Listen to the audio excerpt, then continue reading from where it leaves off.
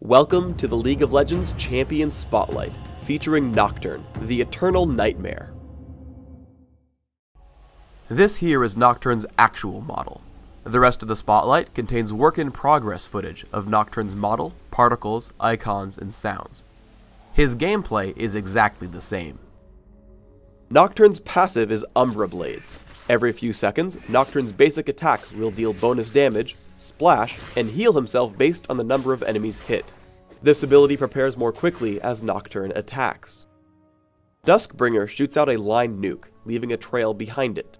Enemy champions hit by the nuke will also leave this trail behind them as they move. While on the trail, Nocturne gains bonus damage, move speed, and can pass through other units. Shroud of Darkness passively gives Nocturne bonus attack speed. On activate, he creates a spell shield on himself for a few seconds. If it successfully blocks a spell, his passive attack speed bonus is doubled for a few seconds. Unspeakable Horror tethers to target enemy, dealing damage over time. If the tether is not broken, the target becomes feared. Paranoia is Nocturne's ultimate. On activate, all enemy champions lose sight of allied minions, turrets, and each other. Enemy champions can only see units in their own vision range. Nocturne can then reactivate the ability to quickly travel to an enemy champion, dealing damage when he arrives. I play Nocturne as a jungler. His jungle speed and ganking potential are very strong. Nocturne is a natural ganker. Open up with Duskbringer to close the gap. I use Shroud of Darkness to block Nunu's Ice Blast, while Unspeakable Horror triggers, keeping him in range longer. When he flashes away, I keep up with Ghost, taking the kill with Duskbringer. If your opponents see you coming, make sure not to miss Duskbringer. Here I lead with Unspeakable Horror, only shooting Duskbringer once Twisted Fate stuns Caitlyn. Nocturne has great synergy with Twisted Fate. Once you're preparing to gank, call for his help. With your enemies unable to even see your allies coming, you're guaranteed a kill. One great thing about Nocturne is that his abilities all work defensively as well.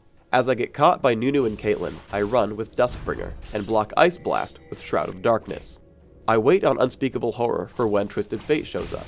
As Nunu tries to escape, Duskbringer and Ghost allow me a kill while chasing.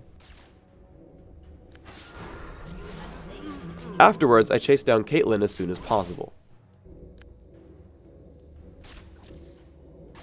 With Duskbringer and the Lizard buff, only her teammates can save her. Thankfully, I predict her movement into the jungle and kill her with Duskbringer. With my team's help, I even escape my enemies.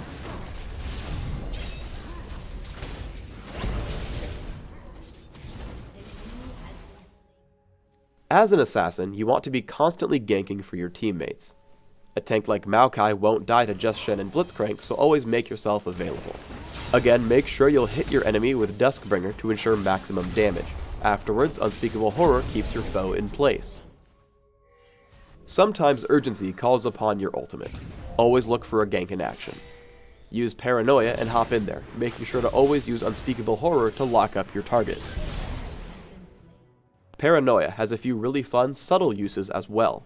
Because it moves you, you can escape abilities like Nunu's Absolute Zero. Because it deals damage, you can sneak kills on targets like Kale. Because she loses all allied vision, she doesn't know I'm coming for her until it's too late. Nocturne is an especially adept duelist. Here I fight Kassadin using all my abilities as best I can. Most key is my timing on Paranoia. Remember that it doesn't reveal your enemies, so you have to be ready to use it early enough.